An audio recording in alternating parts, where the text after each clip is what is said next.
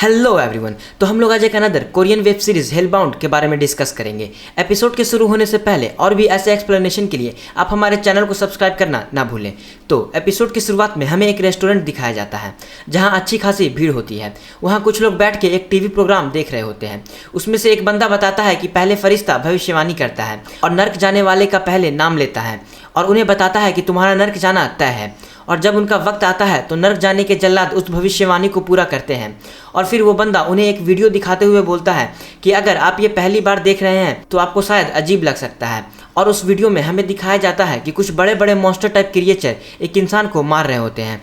जो लोग ये प्रोग्राम देख रहे होते हैं उनमें से एक बोलता है कि इन सब बातों पे कौन विश्वास करता है। तो उन्हीं में से एक लड़की बोलती है कि हाँ, बहुत से लोग करते हैं। यूट्यूब पे बहुत से ऐसे वीडियो हैं जो इस इंसान को सही साबित करता है। और उनके बातचीत से हमें ये पता चलता है कि कुछ लोग इस चीज़ पे बिलीव करते हैं और कुछ लोग इस चीज़ को ढोंग समझते हैं। और फिर हमें उसी रेस्टोरेंट में एक दूसरे आदमी को दिखाया जाता है जो कि थोड़ा घबराया और सहमा हुआ होता है और अपने मोबाइल में डेट और टाइम देख रहा होता है। और जैसे ही उसके मोबाइल में 1:20 होते हैं वो बहुत ज़्यादा डरने लगता है। और फिर वहाँ बहुत जोरों की बिजली कड़कने जैसी आवाज आती है और हम देखते हैं कि वही नर्क के 3 जल्लाद उस रेस्टोरेंट में आते हैं और उस आदमी पे अटैक करने लगते हैं सबके सामने। और वो आदमी वहां से बच के भागने की कोशिश करता है पर वो नर्क के जल्लाद उसका पीछा करते हैं और उस पे लगातार अटैक करते रहते हैं। फिर एंड में उसे कुछ अलग प्रकार की एनर्जी से जला देते हैं और वहां से गायब हो जाते हैं और हमें उस आदमी का जला हुआ बॉडी दिखाया जाता है। फिर अगले सीन में हमें एक पुलिस स्टेशन दिखाया जाता है जहाँ इसी केस की ब्रीफिंग चल रही होती है।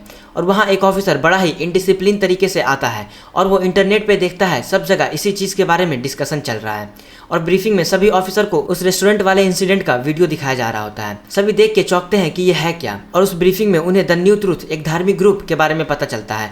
तो सीनियर ऑफिसर सभी को अपने अपने काम पे लगा देता है और उस इनडिसिप्लिन डिटेक्टिव जिसका नाम च्युंगहुन होता है उसे रोक के बोलता है कि देखो, अगर तुम्हें छुट्टी चाहिए तो कह सकते हो। च्युंगहुन जवाब देता है, मैं एक डिटेक्टिव हूँ, इसके अलावा और करूंगा क्या। तो ऑफिसर बोलता है कि मैं समझता हूँ पर कम से कम टाइम पे आया करो। फिर सीन शिफ्ट होता है और हमें अगले सीन में दिखाया जाता है कि डिटेक्टिव च्युंगहुन कार से जा रहा होता है और उसके साथ का ऑफिसर द न्यू ट्रूथ के बारे में इंटरनेट पे पढ़ के बताता है कि ये एक धार्मिक संगठन है जिसकी शुरुआत चेयरमैन यून जिनसू द्वारा 2012 में की गई और इसे बने सिर्फ 10 साल हुए हैं और इसके टोटल नंबर ऑफ मेंबर कभी भी ओपनली नहीं बताए गए हैं। और ऐसा माना जाता है कि इसके कट्टर सदस्यों ने एरोहेड की शुरुआत की। डिटेक्टिव बोलता है कि वही गैंग ना जो पुराने अपराधियों की पहचान ऑनलाइन लीक कर देता है, वो भी इस न्यू ट्रूथ का हिस्सा है। वो ऑफिसर जवाब देता है कि मैंने सुना है कि एरोहेड सिर्फ ऑनलाइन काम नहीं करता, वो छोटे मोटे क्राइम में भी शामिल है। और वो ऑफिसर आगे बताता है कि इसमें लिखा है कि एक फरिश्ता आता है और आपको बताता है कि आप कब नर्क जा रहे हैं और जब वक्त आता है तो नर्क के जल्लाद आके उसे सजा देते हैं और फिर गायब हो जाते हैं। डिटेक्टिव बोलता है कि उनके कहने का ये मतलब है कि हमने जो देखा वो ईश्वर की मर्जी थी। वो ऑफिसर बोलता है कि उनके कहे में कई कमियां हैं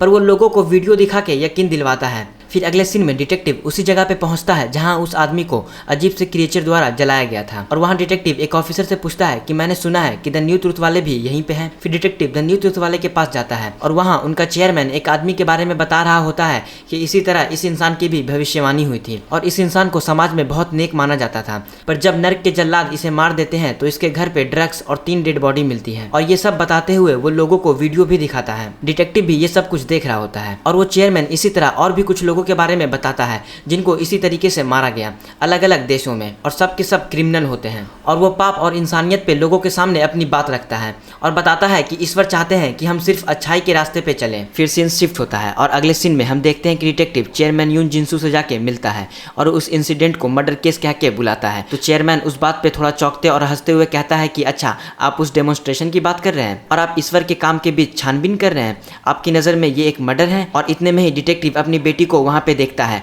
जिसका नाम यूजोंग होता है। वो उससे पूछता है कि तुम यहाँ क्या कर रही हो। वो अपने डैड को देख के वहाँ से जाने लगती है। डिटेक्टिव पूछता है कि तुम्हें तो अभी ट्यूशन में होना चाहिए था, यहाँ क्या कर रही हो। वो जवाब देती है कि मैं वहीं जा रही हूँ। फिर डिटेक्टिव बोलता है कि क्लास के बाद सीधा घर जाना। फिर उसकी बेटी वहाँ से चली जाती है और जाने से पहले चेयरमैन को ग्रीट करती है और ये करते हुए देख चेयरमैन डिटेक्टिव से थोड़ा रूड बात करता है। चेयरमैन बोलता है ऐसा इसलिए क्योंकि वो वॉलंटियर है और आपको अच्छा नहीं लगता तो मैं उसे वॉलंटियर करने से मना कर दूंगा। फिर डिटेक्टिव थोड़ा शांत होता है और डिटेक्टिव के साथ आया ऑफिसर बोलता है कि हम इस केस के सिलसिले में कुछ सवाल करना चाहते हैं। चेयरमैन बोलता है कि आई एम सॉरी, मुझे एक इंटरव्यू देने जाना है, हम चलते चलते बात कर सकते हैं।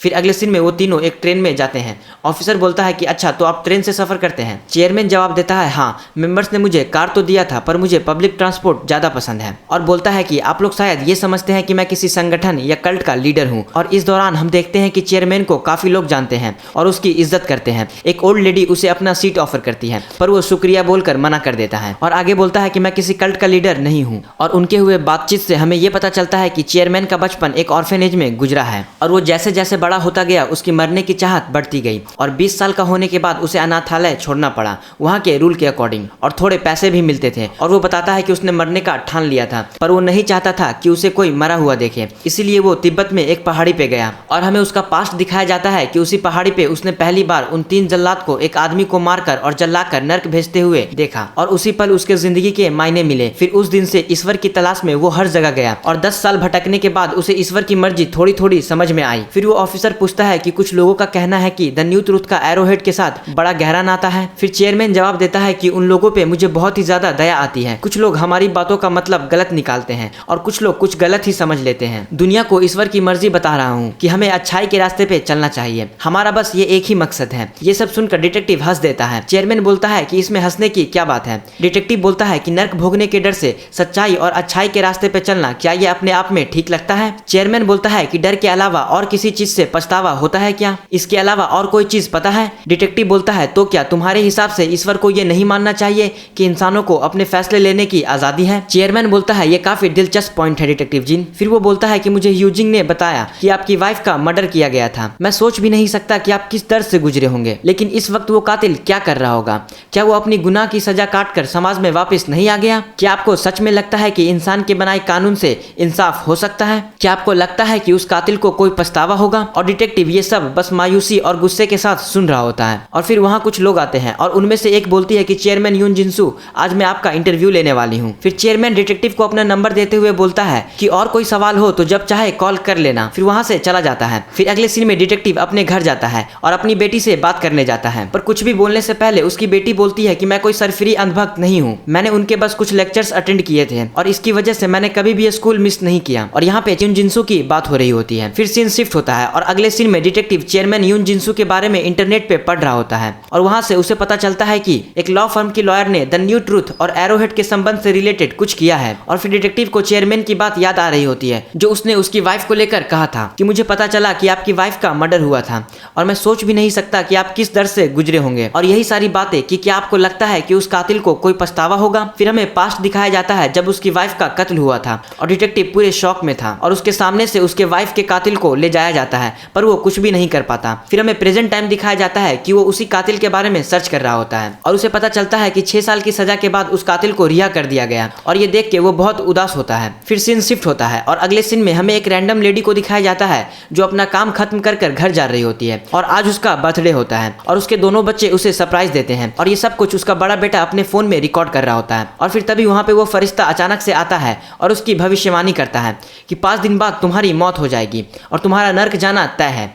और ये सब कुछ फोन में रिकॉर्ड हो जाता है। फिर अगले सीन में हमें एक बंदा दिखाया जाता है जो कि इंटरनेट पे लाइव ब्रॉडकास्ट कर रहा होता है जिसके काफी फॉलोअर होते हैं और वो इन जल्लाद और द न्यू ट्रुथ के बातों को सपोर्ट करते हुए खुद को एरोहेड बताता है और वो इस बात का मजाक उड़ाता है कि इन सब की तहकीकात पुलिस कर रही है। और वो एक नोवेलिस्ट की वीडियो प्ले करता है और उसे बेवकूफ बोलता है क्योंकि वो इन सब बातों को बेतुका बताता है। और फिर एरोहेड के कुछ कारनामे दिखाता है जिसमें कुछ यंग लोग उसी नोवेलिस्ट को बुरे तरीके से पीट रहे होते हैं और वो नोवेलिस्ट बोलता है कि मुझे माफ कर दो, मैंने ईश्वर की मर्जी नहीं मानी, और बोलता है मैंने संसार में पैसा और दौलत को ही सब कुछ माना, मुझे माफ कर दो। फिर भी वो लोग उसे पीटते रहते हैं। फिर वो बंदा अपना ब्रॉडकास्ट खत्म करता है एरोहेड का नारा लगाते हुए। फिर अगले सीन में एक रिपोर्टर डिटेक्टिव से उस रेस्टोरेंट वाले बंदे के क्राइम के बारे में पूछता है क्योंकि उसे भी नर्क भेजा गया था और वो जानना चाहता था कि उसने ऐसा क्या गुनाह किया था। और ये सारी बातें इंटरनेट पे सभी लोग जानना चाहते थे पर डिटेक्टिव कुछ भी नहीं बताता। और अगले सीन में डिटेक्टिव देखता है कि वही लॉयर जिसके बारे में उसने ऑनलाइन पढ़ा था वो उस नोवेलिस्ट के साथ आई है जिसे एरोहेड के मेंबर ने पीटा था और वो सब टीनेजर हैं। उनमें से कुछ को अरेस्ट किया गया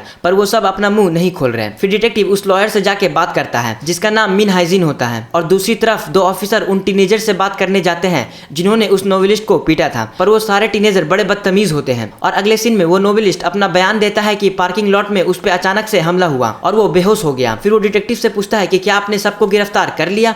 डिटेक्टिव जवाब देता है कि करीब करीब, और मुझे अफसोस है कि उनमें से ज्यादा माइनर है। दूसरी तरफ वो 2 ऑफिसर उनसे बात करते हुए बोलता है कि तुम्हें लगता है कि तुम माइनर हो तो तुम सजा से बच जाओगे, और इस बात का भी वो सब मजाक बना देते हैं और वो किसी भी बात को सीरियसली नहीं लेते। और इस तरफ डिटेक्टिव से वो लॉयर बोलती है कि मैं उम्मीद करती हूँ कि आप ये नहीं सोच रहे हैं ये सिर्फ टीनेज सरफिरे बच्चों की करतूत है, ये तो सिर्फ एक शुरुआत है, और मैं आपको यकीन दिला सकती हूँ कि धार्मिक कट्टरपंथी के मकसद के लिए वो किसी भी हद तक जा सकते हैं, क्योंकि मैं एरोहेड के क्राइम पे शुरू से नजर रख रही हूँ। हमें वाकई में ये नहीं पता कि जो होने वाला है उससे कैसे डील करें। डिटेक्टिव बोलता है कि मुझे ये लगता है कि ये क्राइम बाकी केस से अलग है जो एरोहेड ने पहले किए हैं। फिर वो अपना नंबर देते हुए बोलता है कि मुझे कॉल करना अगर कोई भी अजीब नजर आए तो, या फिर नई जानकारी द न्यू ट्रूथ और एरोहेड से जुड़ी मिले तो। फिर वो नोबलिस्ट डिटेक्टिव से पूछता है कि आपने क्या पता लगाया, वो है क्या, वो बहुत अजीब है, क्या वो सच में ऊपर वाले की भेजी चीज है। और यहाँ पे वो नोबलिस्ट उन 3 जल्लादों के बारे में बोल रहा होता है। डिटेक्टिव कुछ भी जवाब नहीं देता और अगले सीन में डिटेक्टिव और उसके साथ का ऑफिसर बात कर रहे होते हैं। फिर वो डिटेक्टिव की बेटी के बारे में पूछता है। डिटेक्टिव बोलता है कि सब ठीक है पर कुछ गड़बड़ तो जरूर है, और मुझे पता ही नहीं कि वो कैसा फील करती है, और कभी पता भी नहीं लगा पाऊंगा। फिर सीन शिफ्ट होता है